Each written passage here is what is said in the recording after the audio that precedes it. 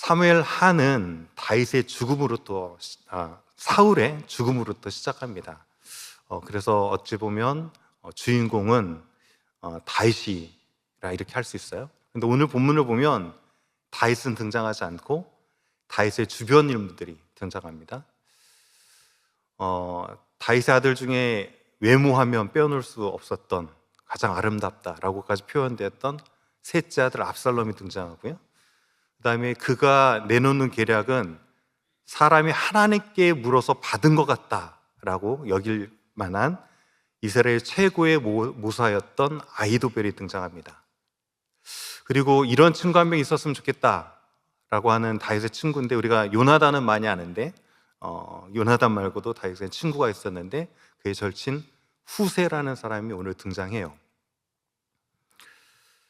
하나님께서는 왕이었던 다윗이 그런데 그의 아들과 최고의 측략가 모사였던 아히도벨에게 반역을 당하고, 그리고 거짓으로 친구를 스파이로 심어가는 이런 과정을 통해서 사랑하는 다윗을 하나님께 어떻게 철저히 징계하셨고, 더불어서 기가 막힌 섭리로 그를 위기 중에 보호하셨는가를 보여줘요.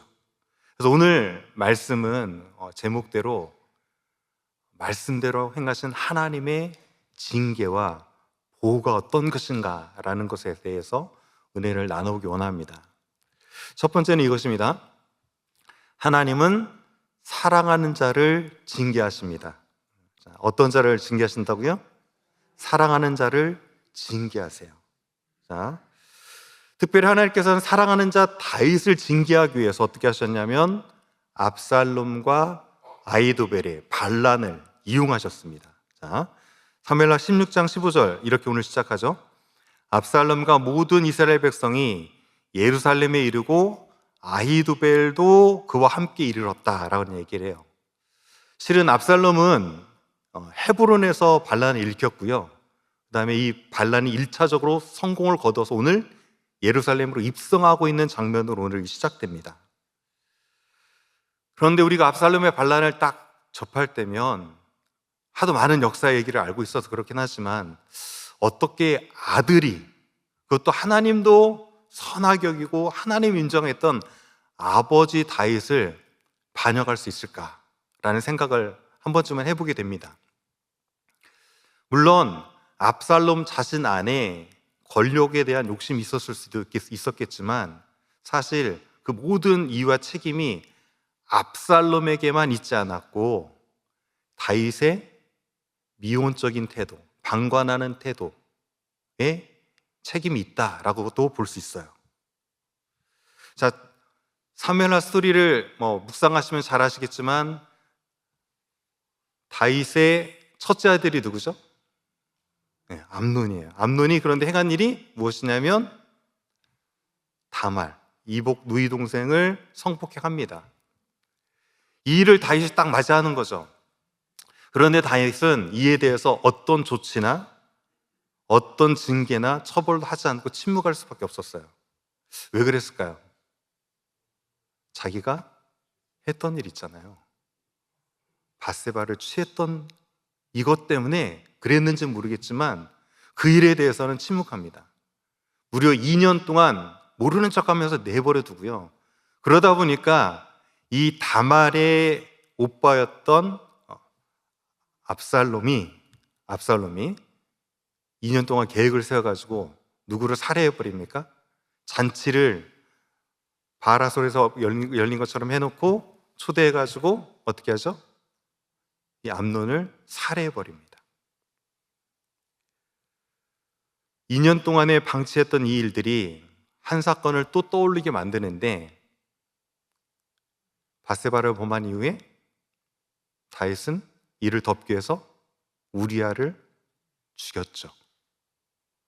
그런데 2년 동안의 이 시간에 자기가 마치 우리아를 살해했던 것처럼 형제들 간의 피를 흘리게 만드는 사건을 목도하면서 하나님께서 분명히 그에게 말씀하시는 바가 있지 않았을까? 다윗의 죄악들을 다윗으로 하여금 네가 무슨 일을 했는지 아느니? 라고 떠올리게 하는 것처럼 그 사건들이 펼쳐져요. 그리고 나서 압살롬은 2년간 이제 그술이라고 하는 그의 어머니 고향으로 도망가서 은신해 있습니다. 그런데 아무런 말이 없자 다윗의 장군이었던 요압이 이를 안타까워 여기면서 다시금 예루살렘으로 와라 이렇게 합니다. 오면 뭔가 펼쳐질 줄 알았는데 다윗은 또 예루살렘에 온 압살롬을 2년간이나 또 모르는 척해요. 그러니까 그 사건 후에 무려 4년간 압살롬을 보지도 않은 거예요. 자, 다윗의 첫째 아들은 암논인 거 잘 아셨죠? 자, 둘째 아들은 혹시 누군지 아십니까? 셋째가 제가 압살롬이라 했어요. 둘째 아들이 누군지 아십니까? 어떻게 이름은 아셨는데 한 분이 거의 모르실 거예요. 왜냐하면 주목하고 있지 않거든요. 그는. 그래서 압살롬도 성경이 그 정도로 둘째 아들이 드러나지 않는다는 것은 거의 세력이 없다는 얘기예요. 그래서 압살롬 생각하기에는 차기 왕권을 이어갈 사람은 누구라고 생각했을까요? 그래도 누구밖에 없다? 나밖에 없다라고 생각하고 있는데 아버지가 4년 동안이나 아무 말도 안 하면서 내버려 두는 거예요. 화해는 한다고 했지만 그 화해 후에도 어떤 제스처도 없는 거예요. 그러자 이제 어떻게 합니까? 스스로 힘을 모으고 내가 이대로 뒀다가는 나도 안 되겠구나 라고 생각하면서 어떻게 했을까요? 그럴 바에는 차라리 내가 스스로 왕이 되는 편이 낫겠다라고 반란을 일으킨 거죠. 그런데 이 반란에서 중요한 결정적인 포인트가 있는데 누구를 얻으면서부터 그 새가 막 불어나면서 강해지냐면 바로 아히도벨이라고 하는 모사를 얻으면서부터예요. 그런데 아히도벨은 사실 다윗의 모사였거든요. 그런데 그가 이렇게 압살롬 편에 서면서도 첫 번째 내놓은 계략을 보면 이 백주대낮에 뭐하는 짓인가 할 정도로 낯뜨거운 일들을 계략으로 내놓아요. 자, 어떤 계략을 첫 번째로 내놓았는지 오늘 본문 20절, 21절인데 한번 보시겠습니다. 압살롬이 아히도벨에게 이르되 너는 어떻게 행할 계략을 우리에게 가르치라 이렇게 하니까 내놓은 계략이 이거예요. 아히도벨이 압살롬에게 이르되 왕의 아버지가 남겨두어 왕궁을 지키게 한 후궁들과 더불어 동침하소서. 그리하면 왕께서 왕의 아버지가 미워하는 바 됨을 온 이스라엘이 들으리니 왕과 함께 있는 모든 사람이 힘이 더욱 강하여지리라. 자, 어떻게 하라고 그랬습니까? 말하기도 민망하죠. 다윗은 후궁 10명을 다윗성에 남겨두고 피신했거든요. 그런데 그 후궁들을 취하라는 거죠. 그것도 백주 대낮에. 그런데 고대 근동 문화에서 보면 이렇게 충격적인 건 아니에요. 사실 왜 그러냐면 누군가가 왕권을 찬탈하면 내가 그 선왕보다 힘이 강하다. 그리고 그 선왕이 가지고 있던 모든 것을 취했다 라고 하면서 이제 나의 정통성을 인정하라라는 수단으로 그 선왕들의 첩으로 들이거나 후궁들을 첩으로 들이거나 그 후궁들과 동침하는 것이 일반적인 관례였어요. 그런데 제가 미리 말씀드렸던 것처럼 아히도벨은 첫 번째 누구의 모사였다고요? 압살롬의 모사가 아니었어요. 다윗의 책략가였고 다윗에게 지혜로 권면하는 다윗의 모사였어요. 그런데 왜 이 아히도벨은 다윗을 반역했고 반역한 것까지는 그렇다 치고 첫 번째 내놓은 책략이라고 하는 것이 그 당시 때 일반적인 관례라고 하지만 성경적으로 보면 악행하는 이 일들을 압살롬에게 권면했을까라는 거예요. 이 이유를 알려면 아히도벨의 가족 상황을 조금 파악해야 돼요. 자, 아히도벨의 가족을 봐야 되는데 사무엘하 11장 3절을 보면 밧세바를 얘기하면서 밧세바가 누구의 딸이라고 나옵니까? 엘리암의 딸이 누구다? 밧세바라고 분명히 나왔어요. 그리고 23장을 보면 끝부분에 보면 아히도벨의 아들이 누구라고 나옵니까? 엘리암. 자, 기억나세요? 자, 밧세바의 아버지가 누구라고요? 엘리암의 아버지가 누구라고요? 아히도벨. 그러면 이 밧세바는 누굽니까? 아히도벨의 손녀죠, 손녀. 자, 아히도벨의 입장에서 생각해 보면 손녀딸이 어느 날 다윗이라고 하는 왕 때문에 못된 일을 당하고, 소위 그러더니 손녀 사이를 불러다가 어떻게 합니까? 죽여버렸어요.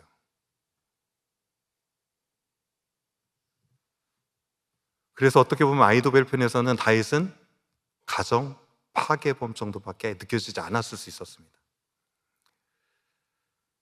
이렇게 아히도벨은 세상의 왕들과 열방의 왕들이 행하는 관례적인 일들을 통해서 정권을 잡으면서 계략을 논해서 자기 가정을 파괴했던 다윗을 향한 복수를 하고자 했을지 모르겠어요. 그런데 중요한 것은 하나님께서는 이런 아히도벨의 악한 감정의 책략과 보복을 통해서 무엇을 하셨냐면 다윗에게 분명히 말씀해 주시고 다윗에게 말씀하신 대로 그를 징계하는 과정으로 그것을 이끄셨다는 거예요. 아히도벨은 복수를 했을지 모르고 압살롬은 자신의 서운함을 가지고 아버지를 향해서 반란을 일으켰을지 모르지만 이 모든 것은 하나님의 말씀대로 그를 징계하시고 하나님의 말씀대로 그를 심판하셨다는 거예요. 자, 다윗이 밧세바를 범하였을 때 이제 나단 선지자를 통해서 장차 너에게 이런 일이 있을 거야 라는 예언의 말씀을 주셨는데 사무엘하 12장 11절 12절 말씀이에요. 한번 보실까요? 여호와께서 또 이와 같이 이르시기를 보라, 내가 너와 내 집에 재앙을 일으키고 내가 내 눈앞에서 내 아내를 빼앗아 내 이웃들에게 주리니 그 사람들이 내 아내들과 더불어 백주에 동침하리라. 너는 은밀하게 일을 행했으나 나는 온 이스라엘 앞에서 백주의 이 일을 행하리라 하셨나이다. 하나님께서는 다윗을 사랑하셨고 그 다윗을 사랑하셨기 때문에 말씀하신 그대로 아들과 최고의 모사를 통해서 그 일들을 겪게 하시면서 말씀대로 징계하셨고 말씀대로를 심판하셨다는 거죠.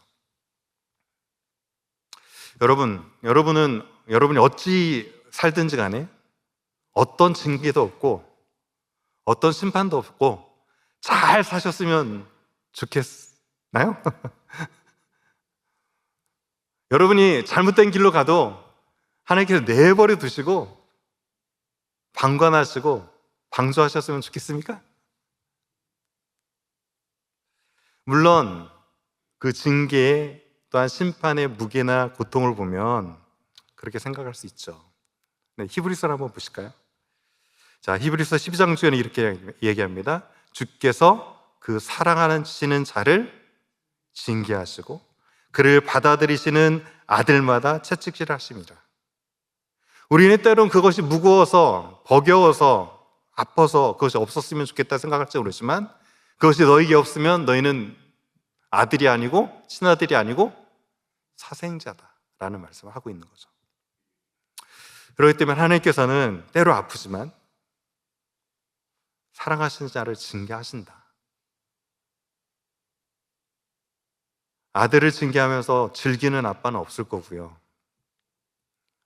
사랑하는 아들을 징계하는 그 아빠의 마음은 더 아프지만 그럼에도 불구하고 사랑하기 때문에 그 사랑하는 자를 징계한다는 거죠. 자, 그래서 그 징계가 있을 때 어떻게 해야 되는가라는 것을 히브리서 12장 5절에 이렇게 얘기합니다. 아들아, 주의 징계하심을 경히 여기지 말며 그에게 꾸지람을 받을 때 낙심하지 말라.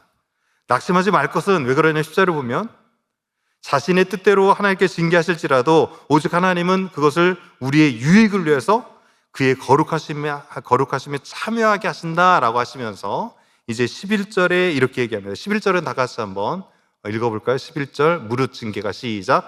무릇 징계가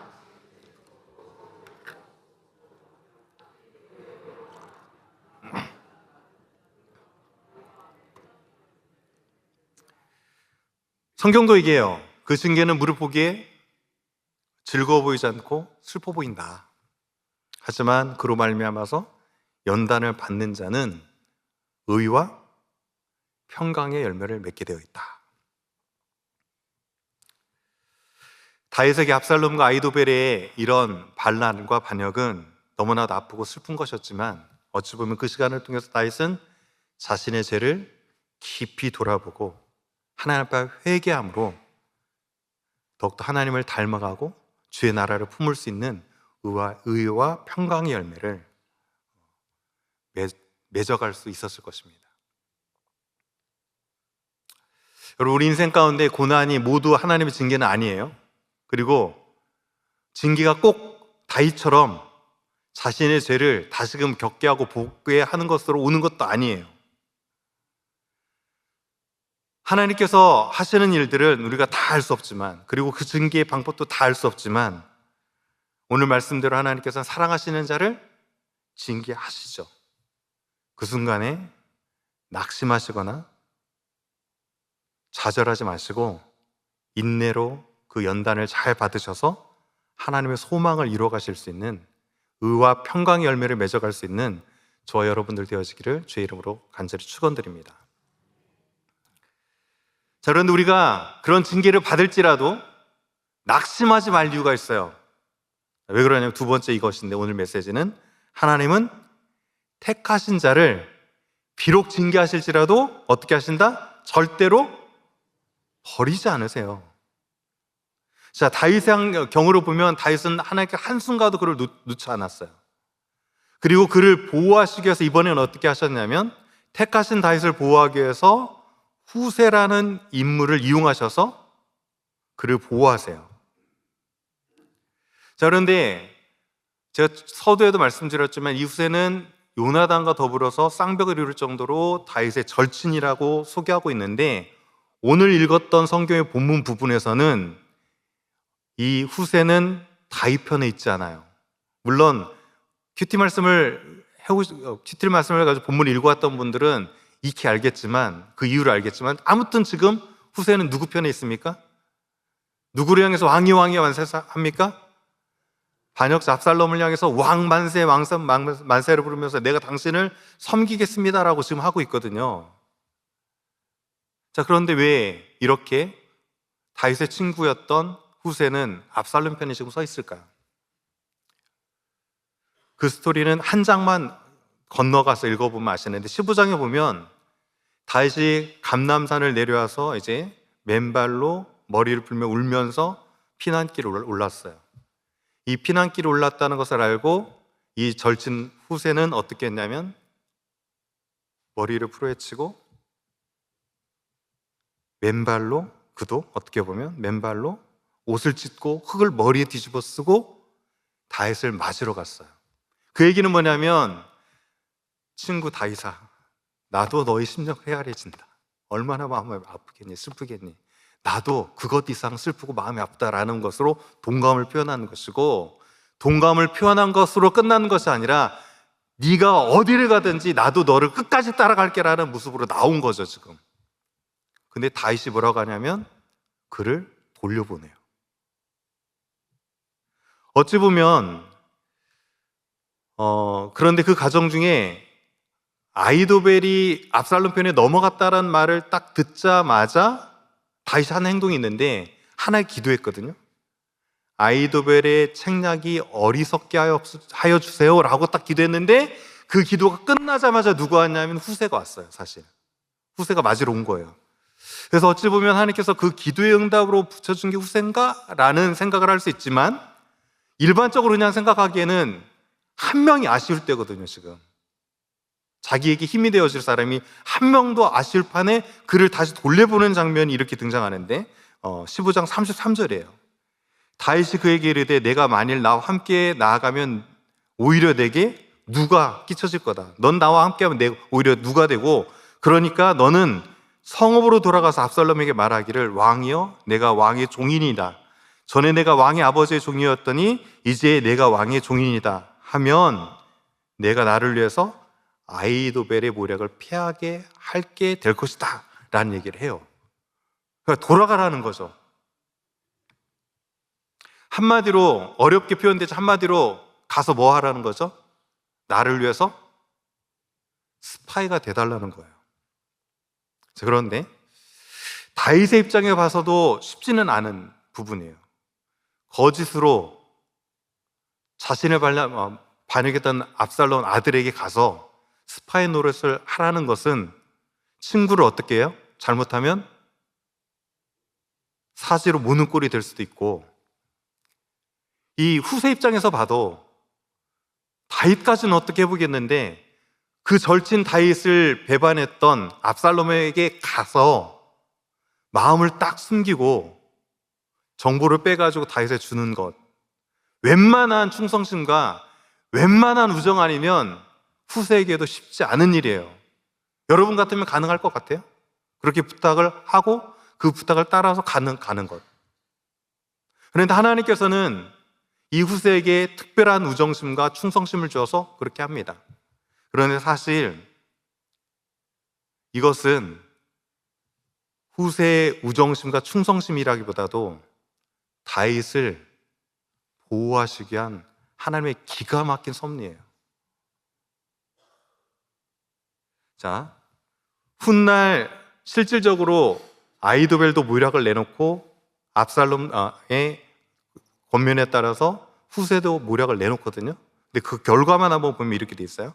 사무엘의 17장 14절을 보면 압살롬과 온 이스라엘 사람들이 이르되 아렉 사람 후세의 계략은 아히도벨의 계략보다 낫다니, 그렇게 생각할 수 있었던 것은 무엇이냐면 이는 여호와께서 압살롬에게 화를 내리려 하사 아히도벨의 좋은 계략을 물리치라고 어떻게 하셨다? 명령하셨다라는 거예요. 누가 하셨다고요? 사실 누가 봐도 아히도벨의 계략이 뛰어났고, 아히도벨은 다윗고 그랬고, 누가 봐도 이거는 정말 하나님께서 주신 계략이다 할 정도로 뛰어난 계략을 가진 자였어요. 그런데 이 계략보다 후세의 계략이 더 나은 것처럼 해가지고 아히도벨의 계략을 폐하게 하신 것은 심지어 하나님께서 명령하셨다는 표현까지 쓰시잖아요. 그렇게 강력하게 역사하신 거죠. 잠언은 이렇게 이야기합니다. 여호와의 눈은 하나님을 아는 자의 지식이 있는 사람을 지키시나 어떤 자? 사악한 자의 말은 패한다라는 거예요. 하나님께서는 이렇게 후세를 통해서 아히도벨의 사악한 계략을 패하게 하심으로 택하신 다윗을 위중에 보호하셨어요. 그렇게 하나님께서는 택하신 자를 어떻게 하십니까? 어떤 위기 중에도 보호하세요. 자, 이사야 49장 15절은 이렇게 얘기합니다. 다 같이 한번 읽어볼까요? 시작. 여인이 어찌 그 젖먹은 자식을 잊겠으며 자식이 택하신 난 아들을 긍휼히 여기지 아니하겠느냐. 그들은 혹시 잊을지라도 나는 너를 잊지 아니하리라. 이게 저와 여러분을 향해서 주신 하나님의 말씀이에요. 젖먹는 자식을 어떻게 여인이 잊고 자신의 태에서 난 아들을 긍휼히 여기지 않겠냐. 그래서 혹 사람은 그럴 수 있지만 나 여호와 하나님은 어떻게 하신다? 절대로 너희를 잊지 않으신다고요. 우리는 하나님께 징계를 받고 고난이 찾아오면 하나님은 나를 사랑하시지 않는 것 같고 마치 하나님은 나를 버리신 것처럼 여기실지 모르지만 하나님은 절대로 우리를 버리시지 않고 절대로 우리를 한순간도 포기하지 않는 분인 줄 믿습니다. 그런데 다윗은 또 위기 중에 그렇게 하셨던 것은 무엇 때문이었냐면 말씀 때문이었어요. 말씀 때문에. 다윗이 예뻐서도 아니었고요, 다윗이 뛰어나서도 아니었고요, 다윗에게 주셨던 말씀 때문에 끝까지 다윗은 보호하시고 끝까지 그 다윗을 택하신 길로 가게 하셨어요. 자, 사무엘하 7장을 보면 다윗의 가문에게 이런 말씀을 주십니다. 내가 내 앞에서 물러나게 한 사울에게서 내 은총을 빼앗은 것처럼 그에게서 빼앗지는 아니하리라. 그러니까 너에게서는 그 사울과 같은 것들로 빼앗지는 않는다는 거죠. 내 집과 내 나라가 하나님 앞에서 영원히 보존되고 내 왕위가 영원히 견고하리라, 이렇게 말씀을 주셨어요. 그 말씀 때문에 다윗이 생각했을 때 성폭행을 하고 살해를 하고 이런 과정 가운데 충분히 내처짐을 당할 법도 한데 오히려 그 일들을 통해서 자신이 얼마나 죄악된 자인지를 깨닫게 하시고 겸손히 낮추신 이후에 그 과정들을 통해서 하나님의 보호가 어떤 하신가를 충분히 오늘 말씀 가운데 보여주고 있는 거죠. 아시는 분은 이제 아시겠지만 제가 오늘 베델에서 마지막 설교입니다. 하나님께 은혜 주셔가지고 샌디에고의 카운티의 북부 지역에 있는 팔로마 한인교회로 담임 목사 청빙을 받게 됐고요. 그동안 저를 위해서 많이 기도해 주셨죠. 그 기도의 용도로 청빙을 받아서 가게 됐습니다. 이 자리를 빌어서 지난 12년, 다 저보니까 12년 6개월 있었더라고요. 12년 6개월 긴 세월 동안 저의 부족함과 연약함을 품어주셔서 그 덕분에 지금 오늘의 제가 이곳에 있고 여전히 부족하고 기도가 필요한 자이지만 그 은혜 때문에 하루하루를 걸음을 걸어갈 수 있지 않았을까 생각이 됩니다. 그런데 고별 설교를 해야 되는데 오늘 이 본문인 거예요. 압살롬이 아버지 후궁을 취하고 막 이런 장면이 나오는데 죽겠더라고요. 하나님 왜 마지막에 이런 큰 시험을 주시나요? 라는 생각이 처음엔 들었어요. 그런데 말씀을 묵상하는데 이런 마음 주시더라고요. 압살롬을 통해서든지 아히도벨을 통해서든지 배반을 당하고 그런 모욕을 당한 그 모든 것이 무엇대로 된 것이다? 말씀대로 된 것이다. 내가 다윗을 끝까지 보호한 것 다른 것이 아니라 말씀 때문에 그 다윗 내가 끝까지 붙들었다. 우리 삶에 펼쳐지는 수많은 사건들이 여러분의 삶 가운데도 펼쳐져요. 원하지 않든 원하든. 그런데 그 모든 사건들은 절대적인 하나님의 주권 아래 있는 줄 압니다. 아멘이죠? 그리고 우리 인생 가운데 그런 우여곡절을 겪더라도 어떤 과정을 거치든지 간에 결국 무엇대로 이루어집니까?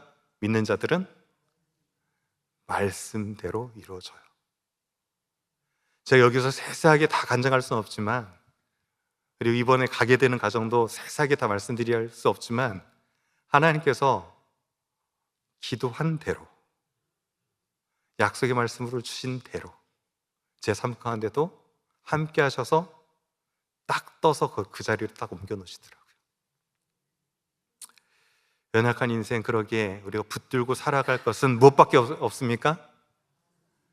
말씀밖에 없어요. 말씀밖에 없어요. 참 제가 좋아하는 말씀인데 짧은 구절이에요. 이사야서 40장 8절. 이 말씀을 한번 읽으시면서 이미 다 암송하고 계시겠지만 암송하기도 딱 좋아요. 길지 않아요.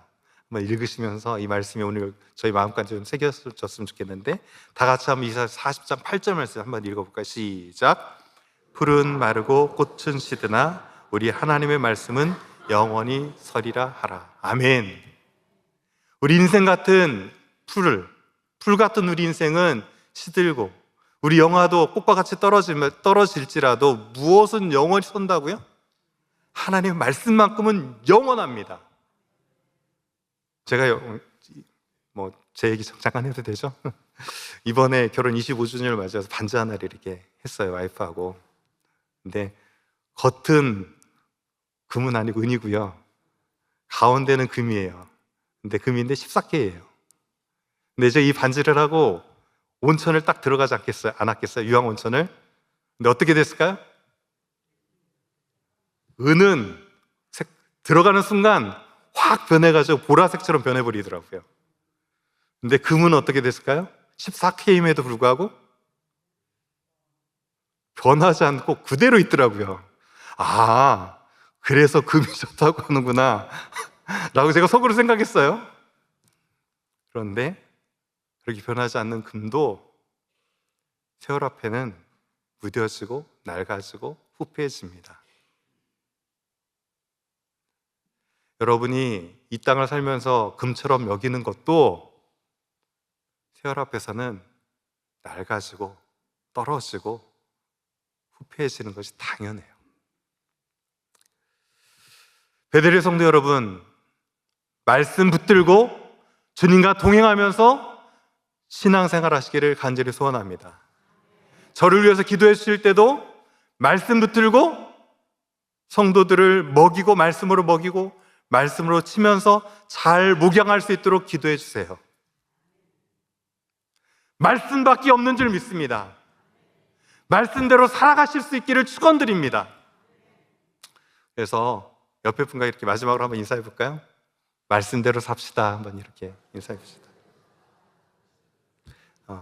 또 한번 말씀 붙들고 삽시다. 이렇게 한번 인사해 봅시다. 자, 말씀을 붙들고 나그네 같은 이 세상 좌로나 우로나 치우치지 않고 믿음대로 잘 사시다가